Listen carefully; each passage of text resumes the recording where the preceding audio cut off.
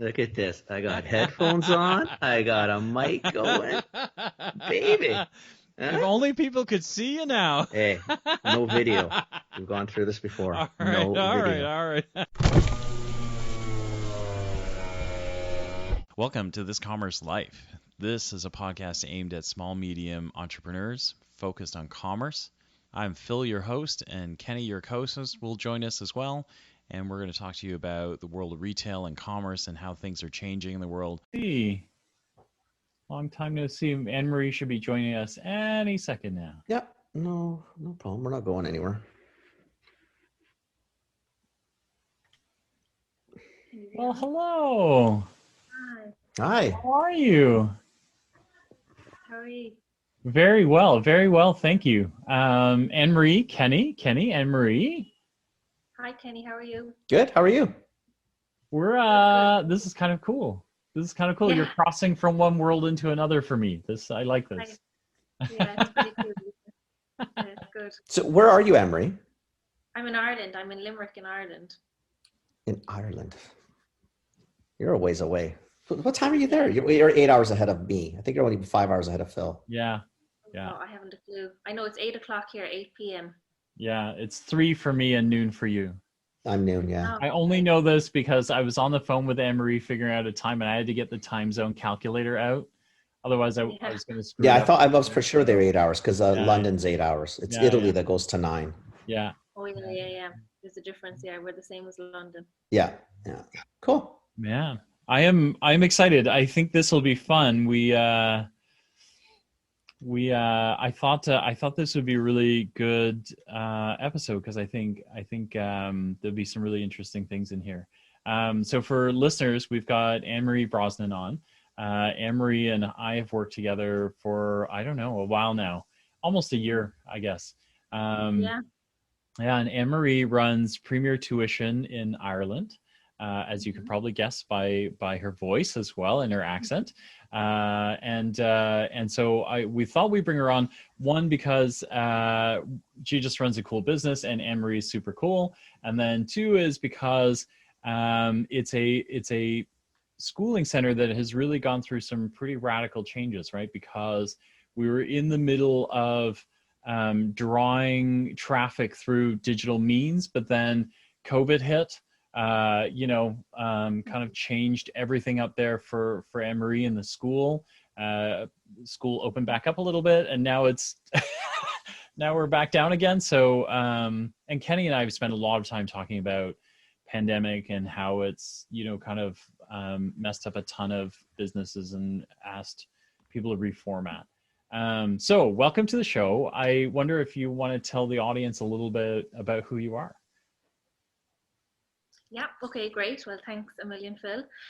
So as Phil said, my name is AnneMarie Brosnan and I run Premier Tuition Centre, which is a tuition centre that provides what we call grinds. So in other words, extra tuition to primary and secondary school students.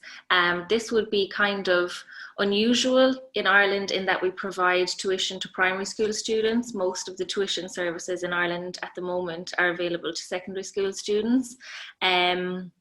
I have been running the business since November 2016, so I think what's that now, 4 years.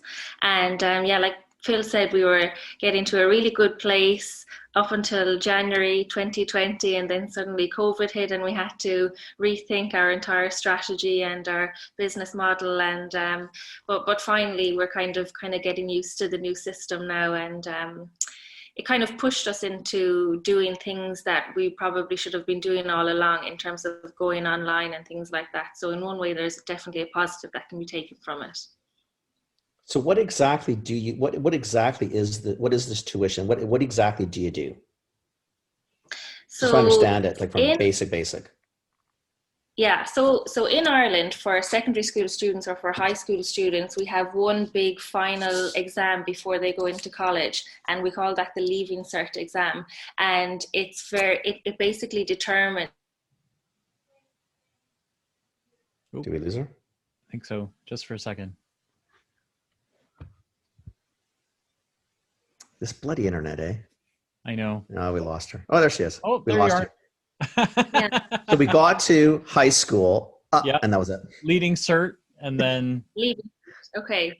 yeah. So so that's the Leaving Cert exam, and it basically determines if you're going to get into college or not. It's a point system, so you need a certain you need to get you can get a maximum of 625 points in the entire exam, and each college course is worth a certain number of points. So it's very, very competitive and very, very intense. And for a very long time, students have been getting extra tuition to help them do well in that particular exam. We call them grinds here in Ireland. So grind schools will be very, very common. Sometimes it's become a little bit more competitive, and students will start coming when they're in fourth and fifth year, you know, in the 2 years before the Leaving Cert exam. And so we provide tuition or grinds to all of those students in every single subject. Typically, Leaving Cert students take 7 subjects for the Leaving Cert exam. Irish, English and maths would be the core subjects, and then they can pick from a choice of things like visual art, economics, business studies, geography, history, sciences, things like that. Yeah, exactly. Yeah, the sciences, yeah, and languages. And then we also, on top of doing all of that, we provide tuition to primary school students in Irish, English and maths. Those would be the main core subjects that we'd help them out there with. Mm-hmm. So in order to get into college, they have to write this exam with the core competency ones, plus a couple electives if they want, or at minimum 7. No, they have.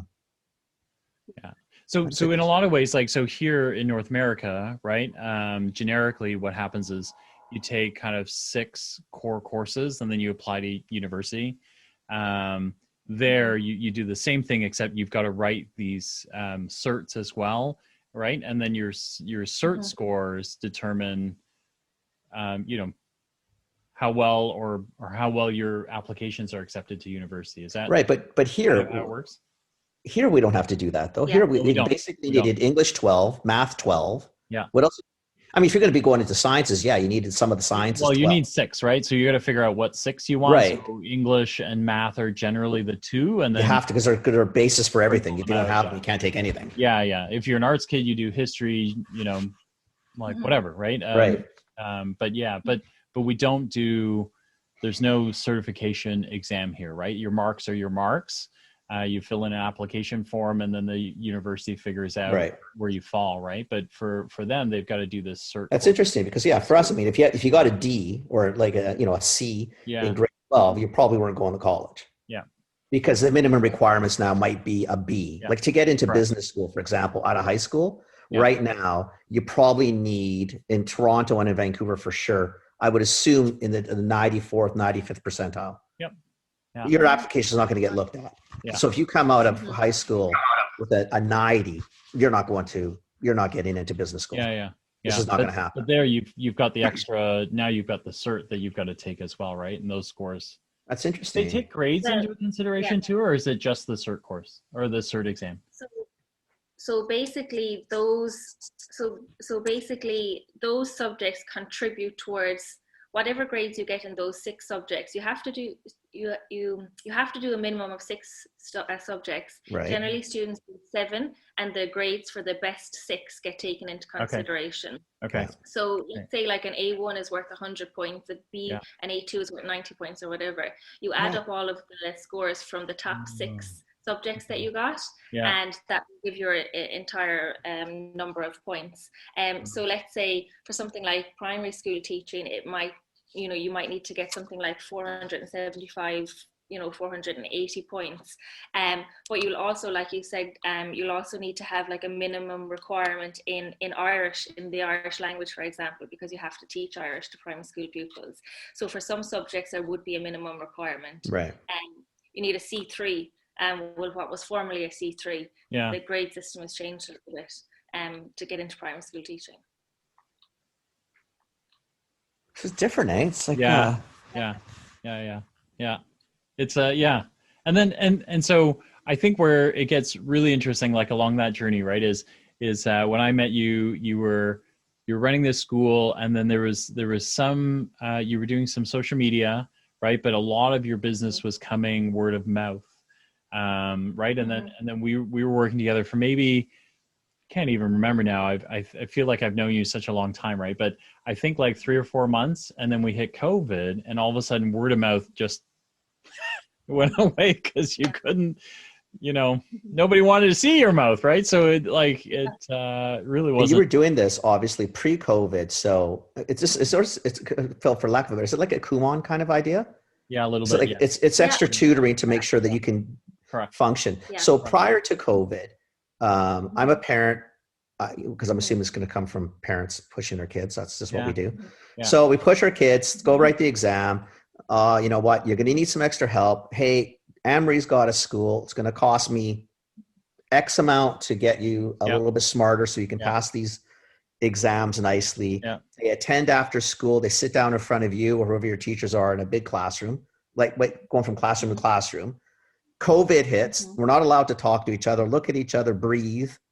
So what do you do? Like what happens to your world? Because like as a parent, I still want my kids tutored, but like where are they going? Yeah. So, I mean, I think it was like March 12th or March 13th, all of the schools shut down. And 12th, that's when I've been home since. Same as here, 12th. I returned March 12th, that was it. Who's never left the house. I have not left the house since March 12th. That's it. Literally. I've barely been outside. A lot of people are probably in the same boat, absolutely. So yeah, March 12th was when everything shut down here as well, and all of the schools shut down, and there wasn't really like a statewide response to what the schools were going to do. It was really on an individual school by school basis. So, for example, I think the secondary schools were great. They moved to online teaching very, very quickly. Primary schools were less quick to do it, but also there's an age gap. It's much more difficult to keep 4, 5, 6-year-olds engaged online than it is 17, 18-year-olds.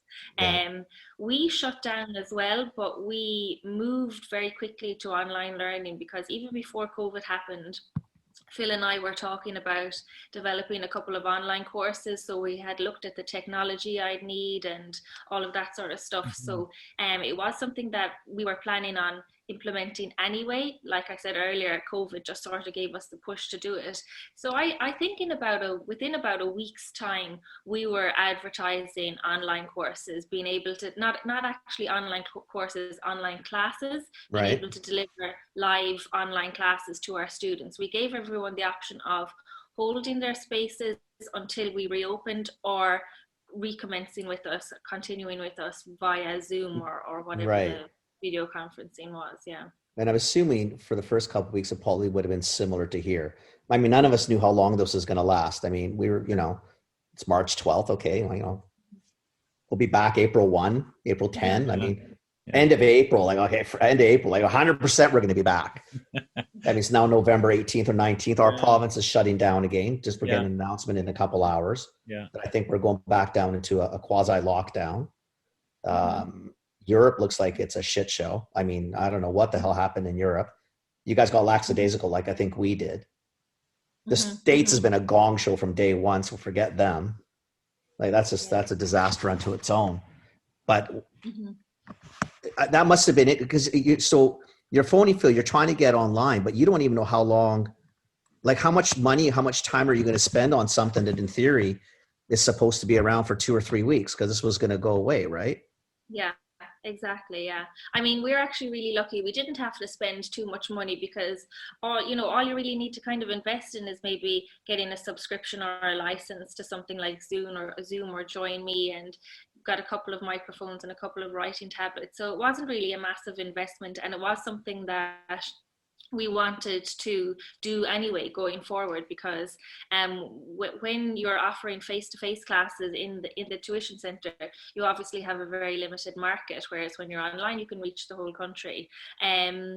So it wasn't too much of an investment. We were also very lucky, like there was a lot of different funding available from different enterprise offices around the country, so they made that available to small businesses who wanted to, for example, get online. So there was a lot of funding available as well, which was fantastic and which we made use of as well, how about help for the kids though? Like, so, I mean, we probably live in a different world, the three of us, but there's no shortage of iPads in this house or laptops or smartphones. I mean, that's great, but I'm assuming some of these kids come from homes where the online thing was already a stretch financially, not on the in-person. And then when you go online, I have to have decent internet, which I know I get most first world, whatever we're called these days, developed world have, but you're making a lot of assumptions that, do I have the tools? Like, Yeah, we saw that even, like, I'm a lecturer in a third level university, and initially we kind of took it for granted that a lot of our third level students would have, good internet access when they go home, or would have a device, but we found out pretty quickly that you can't really make those assumptions, and there are always going to be people who, especially in Ireland, there's a lot of rural areas that don't have good internet access, and that was definitely a problem for people. So I really, there definitely, I do think that we will see some sort of educational gap, because there was such a long period of time that the schools were not in operation, that they were delivering classes online, that people didn't have the ability or the means to do it from home, or there could be other family circumstances. They might live in a very small house with a lot of members in their family. They might not have the space to be able to go somewhere and log on to an online class, and they might not have the motivation to do it. They might not have the parental support. So there's massive issues, and there wasn't really much assistance available to those people, really. I know it's a lot to absorb. It's why?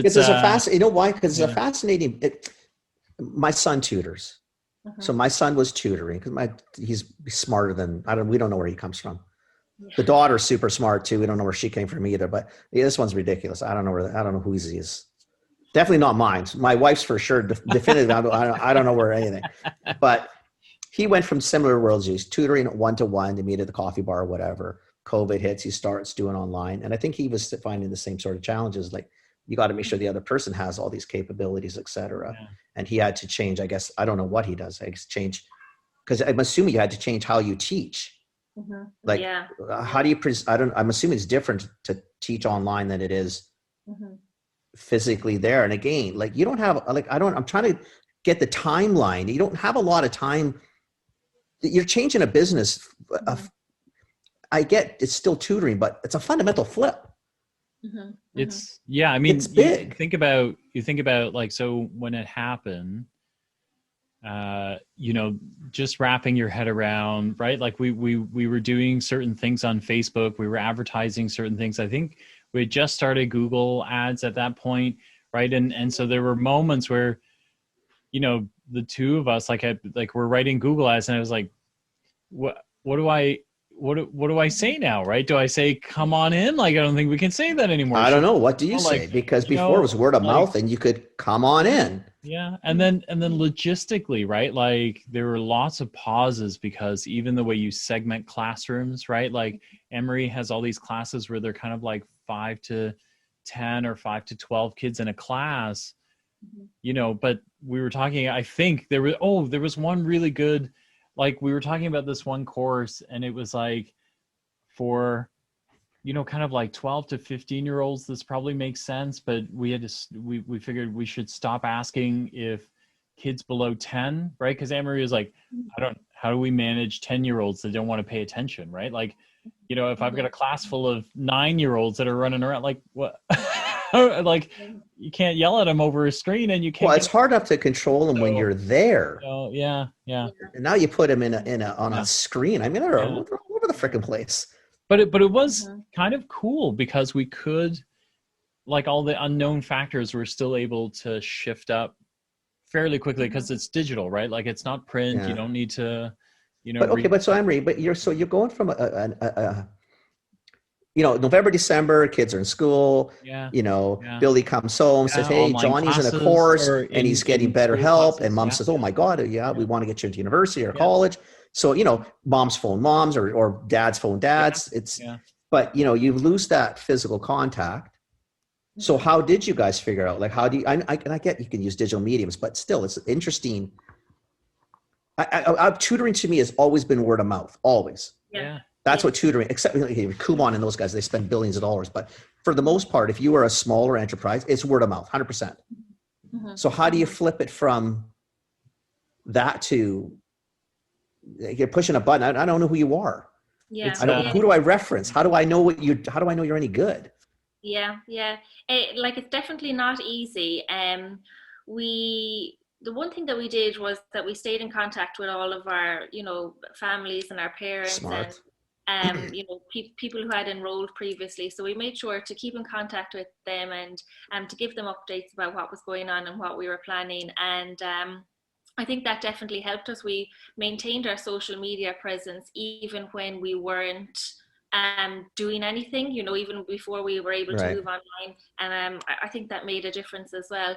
And I guess in terms of attracting new clients, you just have to be as authentic as you possibly can. You just have to be really personal as you possibly can. So I'd make sure that I'm always interacting with new customers or new potential clients from around the country, so that they know who I am, that I'm there at the other end of the phone or the email or the Facebook message or whatever it is. And it gives them a little bit more security, because that is definitely probably one of the biggest challenges about trying to sign up for something that's going to be purely digital, having never heard about this business or company or organization before, and knowing absolutely nothing about them, and not even knowing if it's a real thing, that it's a real business with real people, so that is a challenge. So I think just being present and being there and being approachable as much as possible kind of helped us along the way. And I think I would make sure that I would be that person in that role, and that I think helped us. So how are you finding it though? Because I guess can I just add something before you ask that question? Is one of the things that is characteristic AnneMarie, she's totally nonchalant about hey, I'm out there and I'm doing, but she's super creative about the way she did it too. Well, that's what I was going to ask anyway. So continue, because I'm her social media feed is it's 100% authentic. There's nothing gimmicky in it.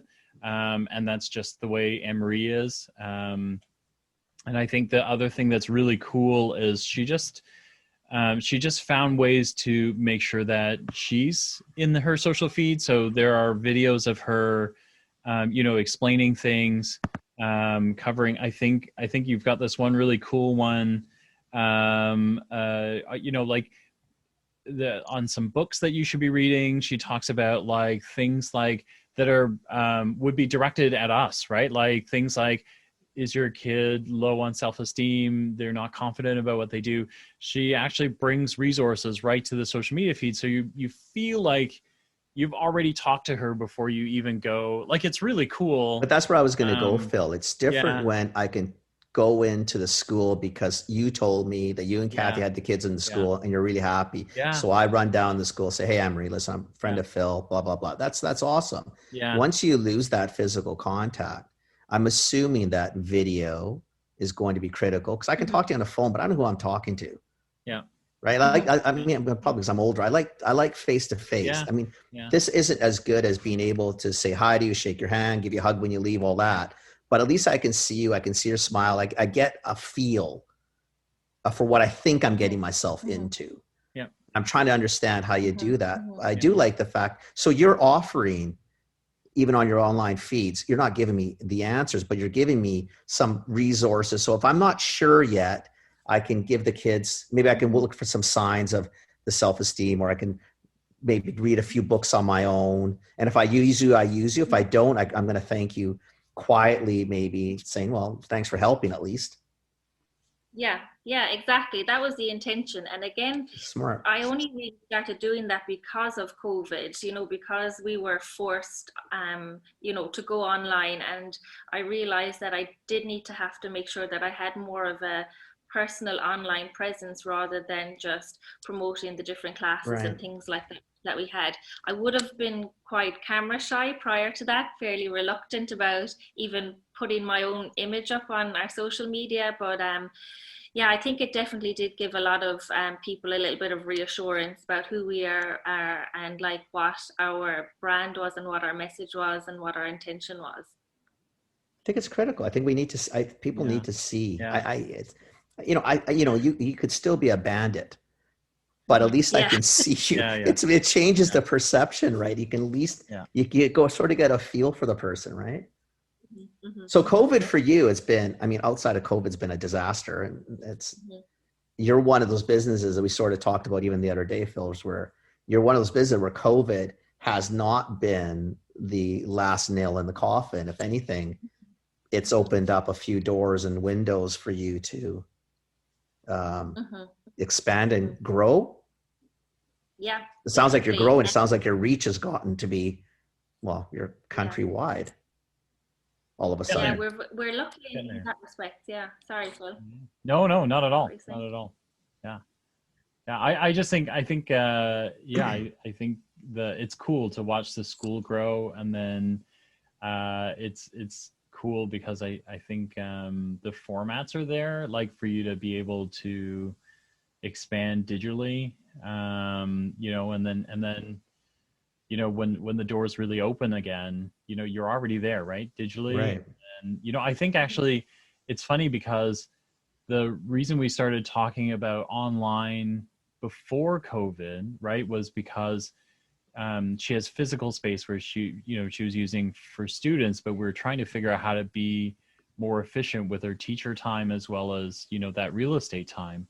And one of those things was, could we host some courses online where we could remove physical space as a cost option? Right. So, yeah. Interesting. Yeah. So, AnneMarie, are you also then, because I'm assuming schools are struggling too, never mind the tutoring, like schools in general. I know here they're struggling. There was a lot of people that were getting used to, a lot of teachers, don't kid yourself, a lot of teachers didn't know how to use the internet properly or didn't know how to use mediums to communicate. So there's a lot of teachers who have really struggled during COVID at the beginning to get used to how do I teach on a computer versus in a classroom, et cetera. Are you working with any school? I don't know if there's school boards in Ireland like there are in Canada or anything like that. My son's at the door with somebody. It's loud as loud. Okay. But do you do anything like that? Work with any of the school boards or schools to try to change the way this is going to look, I guess, going forward? Funnily enough, we were invited. We have one parent. So as soon as COVID started and we started advertising our classes online, a woman signed up with us, and she's from a different county up the country, and she's been with us since the summer, and her child has been with us for I think like 3 classes a week ever since the summer, and she loved how we were facilitating the online classes, and was at the same time disappointed how her daughter's school was facilitating online classes. Actually, I don't even think they were doing any online classes, and she herself, she would be fairly techie. I don't even know what her background is, but they'd be involved in, computers, computer science. I think she's a computer scientist, actually. So she did ask me if I would consider speaking to the principal of her daughter's primary school, and maybe kind of do a little bit of CPD or something about how they can get online. So I told her that was fine, that we'd be more than happy to do it, but I didn't hear anything after that. I do know from friends who are principals that a lot of staff members were reluctant to go online. And I think it was a generational thing. So I'd have a lot of friends. My sister is a teacher over in the UAE. I've got a lot of young teachers in the tuition center, and they were all more than willing to go online because I suppose they're from that generation where they're used to going online. Mm-hmm. But then the feedback that I got from other principals was that the older teachers were really reluctant to do anything about going online. So you do have that generational gap. And then unfortunately in schools, it's the older teachers that have the most sway, because they've been there the longest. So if there's a vote, and there's more older teachers than younger teachers, then the younger guys are gonna get outvoted, really. And that's what happened in a lot of cases. And I've heard that from my own friends and teacher friends. I think that's pretty prevalent here too. I have a lot of our friends are teachers, and they're obviously my age, so I'm mid-50s, right? Mm-hmm. So definitively, the online, we're all adapt and we can use things, but they've been teaching physically teaching for 25, 30, 35 years. Yeah. To go within a matter of March 12th to March 14th. Yeah. To go to online. Now saying you got to, and they're thinking, well, what the hell? How do I get lesson? Like, how do I move a lesson plan over? Right. So for you, I guess I'm looking even the further opportunities is because you're already adept at it and you're already doing it. Like, I mean, the chance to tie into maybe, some of the school, I mean, the public schools might be tougher. I don't know if Ireland has private and public schools like we sort of do here. So private schools are the parents pay for their kids to go. And then there's obviously public schools, which are more widely used than I'm assuming private, but you might have some sway. I think there's... Yeah, we're predominantly public. Sorry, Phil. No, please. Go ahead. No, I was just saying we're predominantly public. There's very few private schools in Ireland. Okay. Yeah. I get excited because I think there's some really interesting possibilities now. Oh my God. I was telling AnneMarie on our last call that so my brother-in-law who lives in Mexico City, his daughter is attending daycare. He's going to kick my ass when he hears this because I don't know. Honestly, you don't know. I think she's she's really young and that's pathetic, really.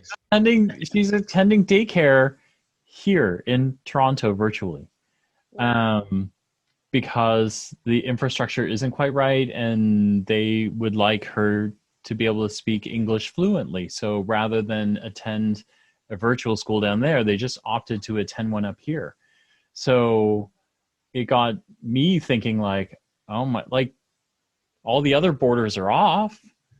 There's no reason why we couldn't help people out in another region to help them learn, fill in their curriculum. I think that's why I find this fascinating. Right? From the perspective where you were, and you're right, you had no choice. You had to get online this sooner or later. Yeah. I mean, in some ways, COVID's been a blessing because it pushed everybody to do things very differently. Yeah. A lot of tragedy in the same time, but there's a lot of positives that come out of this.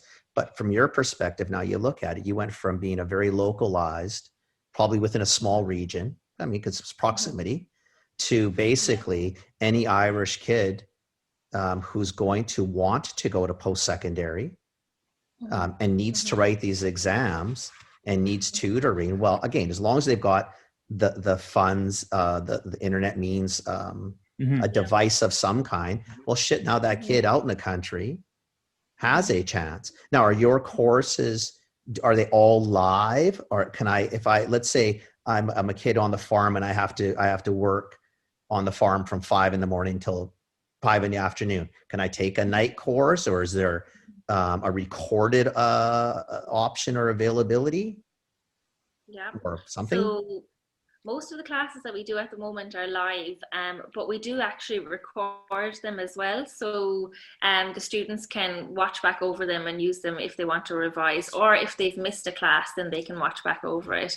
But we have developed 2 pre-recorded courses, so they're like full courses that are available on the website and you can watch them whenever you want. One is a Spanish for Kids course and the other is an essay writing course for people who are going to be sitting the English exam, because I think it's like 90% essays that's involved in that particular exam.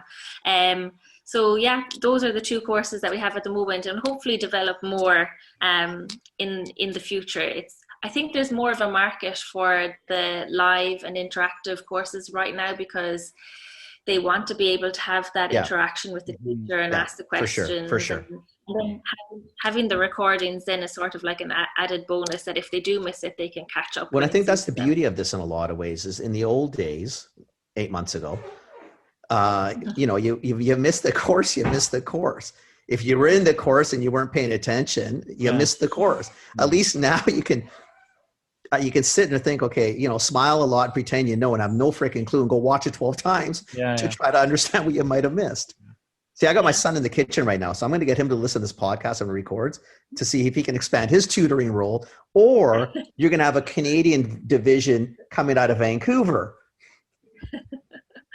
Sounds good. Fascinating. You just went multinational. See, look at that. You're in all countries now. You're time zones. We'll have a school running right out of Kenny's living room there.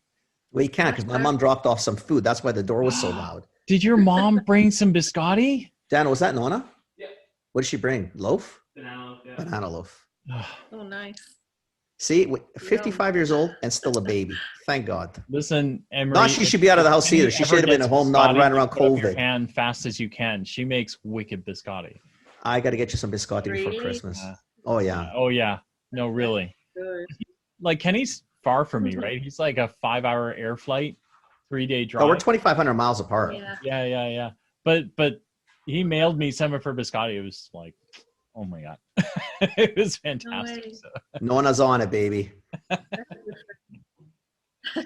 Nona's on banana bread apparently too, which is great. That's going to be my afternoon snack. AnneMarie, thank you for doing this. This was I mean, that's awesome. I think it's such a cool thing, and I'm pretty. I mean, outside of the fact you had no choice if you were going to stay in this business, you had a choice. You didn't have to do it, and I think you took it by the horns and went with it, man. That's pretty impressive. Yeah. I mean, like, it definitely wasn't easy because I actually had a baby in April. So Of course you did. Why wouldn't you? Yeah. Oh, and she moved houses too. So she had a baby, I would just assume that new baby, new houses, house. That makes total sense. Yeah, she teaches full time on the side. You know why? Like, you know. Yeah. In university. Baby boy, baby girl. Sorry. Oh, forget about school now. The baby boy, baby girl. Oh, baby boy. Baby boy. Wow. Yeah. So 6 months now? 7 months? What are we at? 7 months, yeah. Wow. His name is also Daniel, right? Daniel, yeah. Daniel. That's mine. Mine's a Daniel too. Yeah. Yeah, oh yeah. Mine's a little older than 7 months though. Yeah. Although the way he's struggling to open up a rice bag is starting to make me wonder. Here, scissors, Chooch. Scissors. Here.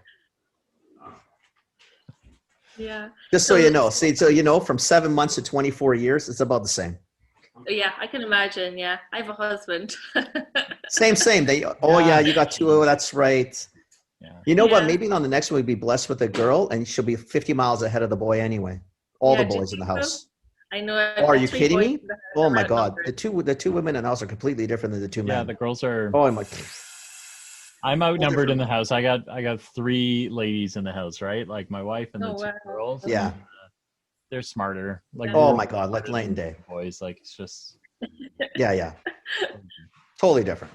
Totally different. You Oh, good have for to you. say That's that awesome. anyway, whether they are or aren't. Sorry, what did you say, Ken? That's awesome. I'm impressed. You've done a lot of stuff in a COVID year. I know. I was really looking forward to taking my maternity leave, and I had, someone lined up to do all of the office hours and do all of the admin and things like that. But so it was a really, really, really busy For maternity sure. leave. But yeah, it was good too. And you were in your last month when this all started. Then when was the baby born? April. April. Yeah, April 13th. No, just I'm 16. But that's not. Yeah. That's a Oh, month yeah. after this chaos starts. Yeah. And that Yeah. last month, there's Yeah. other things going on in your mind. I'm definitively not worried about a stupid online world. Look at how calm she looks. She looks like this all the time. Believe it. Like seriously. Just like, it's okay, it's fine. Like what? Like she's got all these things going on. She's just always That's a so, lot of shit, like, man. That's a lot of so- stuff going on. so chill. Good From for a you. guy who's But pretty it's chill, worth pretty chill. Like it's like she's so Yeah. But I do love it. Like I do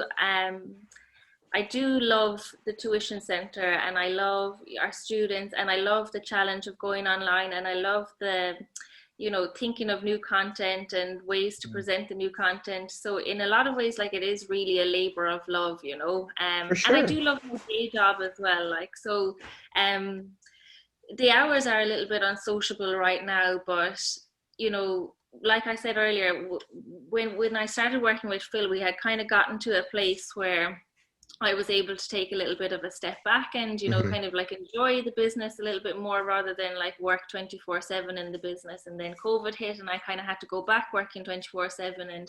But now hopefully we're kind of coming out of that side a little Right. bit, and I'll be able to step back Right. and enjoy it. So it's just, you just have to kind of go with the flow. And if I didn't love it, it would be much harder. Yeah, you're discounting it massively. You went into COVID with a business that wasn't ready. You decided to have a baby a month after, and then decided to move. And that's pretty rock star. Yeah, you can downplay it as much as you want. For most people, that would have shut the world down. COVID was enough to shut most of us down. Never mind adding a baby and a move into it. Seriously, right, Phil?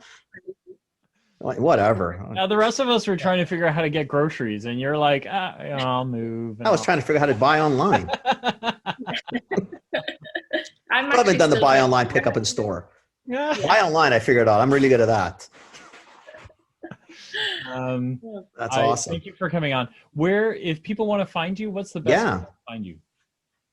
So we got a new website, same address, www.premiertuition.ie. See that? She built a website too, Of course, why wouldn't she? Had one done. 10 minutes in the day, you must do something, right? Yeah, we got a new website during COVID, which was great. So so that's there. And we're also fairly active on social media. So I think it's Premier Tuition Centre on our Instagram, and then it's premiertuition.ie on our Facebook page. So you'll find us there as well. So that's probably the best way to catch us. And Premier Intuition franchise opportunities is for the Canadian, Mexican, it's for the rest of the world who wants to participate. Yes, it is. That's your international branch. Yeah. No, we'll do the international branch. There's a PayPal link there too. So just drop your deposit in there right away. All good in the hood. No worries. You fear, you trust her. No problem. As long as Phil and I are responsible for the PayPal, you're all good in the hood. We'll put all the details in the show notes as usual. But AnneMarie, thank you for coming on. Cool business, my dear. That's pretty cool. Good for you. And congratulations on the baby and the move, and a nice little business that you've morphed into even a better business. Good for you. Yeah. Fingers crossed. Well, thank you so much for having me, and it was great meeting you, Kenny. And you as well. I know I'm going to be talking to Phil again tomorrow anyway. So, but thank you so much for inviting me on. It was great, and the perfect time. 8 o'clock is just the perfect time. All the kids are in bed, so at least I don't have anyone screaming. I think he did actually start crying a minute ago, but my husband went up. So that's what the husband's for. Let him go. Oh. Yeah, exactly. Awesome. Yeah. Okay. Thanks AnneMarie. guys. Thanks. See you soon. We'll chat later. Bye. You gonna stay on, Phil, for a sec? Yeah. Cool. Very right? cool. Very cool. You know what? You think about. I'll tell you why I'm fascinated, because I know people are like, "Oh, you teach online." I've got a lot of teacher friends, and holy shit, it was like the world shut down. Yeah. That they had to start going online, and it's funny because Amelia and I were talking, and it's probably not fair because we're not teachers, so I don't know the ins and outs of it. But we were both laughing, thinking, like, you would think it'd be so much easier to teach online. It's you got Zoom, you can load up spreadsheets, you just go through. It's great for the kids, they can record it, or you can record it, post it later, so if they miss something. I mean, I would have thought that, like, as a teacher, I'd be thinking this is the best of all worlds. But most didn't embrace it that way. She did. I'm surprised by that too, like having taught at the local colleges too. The colleges have their technology down pat. Like those guys, they literally flipped a switch and went online, and that was it. Right. Well, the universities did, like, bang. And so it surprises me a little. They're part of the same system, but not, like, it's not the same. They don't that's what it showed us, if anything. Infrastructure. They don't have the not same even close. Anything, right? So nothing. They don't share that stuff, which is really surprising. What do you pay for, though? Yeah.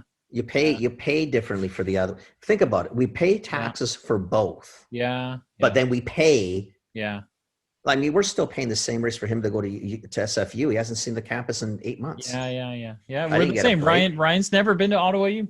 Yeah. So what am I paying for? I'm paying for buildings that I'm not using. We should be getting a break. Yeah, we pay the same. We're using our internet. Yeah. I know. Our computers. Okay, seriously? I should get a rebate. Yeah. I know. It's funny. But so anyway, I like it. I like her business.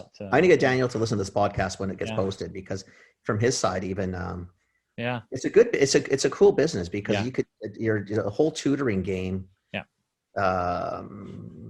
changes. And I didn't realize their education system. I mean, everybody's country is different, obviously. Yeah, it's a little bit. I didn't realize that they had it. Had it sort of that way. I guess tutoring. I mean, when we were going to school, tutoring wasn't a big thing. Actually, I tell you, I didn't know anybody who got tutored. Maybe you did. I don't think we had anybody. No. Like tutoring, would have like a friend helping a friend. Like that's Yeah. It was kind of like the kid down the street who seemed responsible, and you'd show up and kind of ask a couple of math questions if you could, and that was it, right? Like we didn't really have tutors necessarily. We did, and then when we had the kids, I know there was friends of ours who had kids a little older, and that Kumon, and there was other things, but spirited math and like all these other things now. But anyway, interesting. Yeah, that's what a busy year for her. Holy shit, man. Yeah, I don't know if she did it. I thought in the spirit of like getting people who are really affected by, like traffic through her doors is critical to her, right? Like word of mouth would have been her entire world. Yeah. It would had to have been. What else? What else would I know Daniel gets contacts from what? A friend, a mother who liked the way he maybe treated the son or daughter, and that's how it happens. Not that it's completely word of mouth. Yeah. Like and again, everybody it's going to sound, well, you just go digital. Yeah, okay. We've had those podcasts too. That just bullshit. Just go digital. Yeah. But it's not. It's a lot of work. Like it's a lot of work. Her Facebook and Instagram stuff is some like serious. She's put a lot of thought into a lot of content, and then that allowed us to be able to jumpstart like her Google ads and things like that. But without like proper digital marketing, so she never would have been able to do that, right? So no. Anyway, we should do that for CPG. We're going to do a CPG course. Get people to pay to come and listen to what we could do for free. All right, that's the end of this Commerce Life. We'll be back soon with the next episode. Thank you for joining us. We hope you enjoyed it. Give us feedback. Tell us what you think. Subscribe, like us, join us, share us, tell your friends about us. And we hope to see you next time with more commerce news.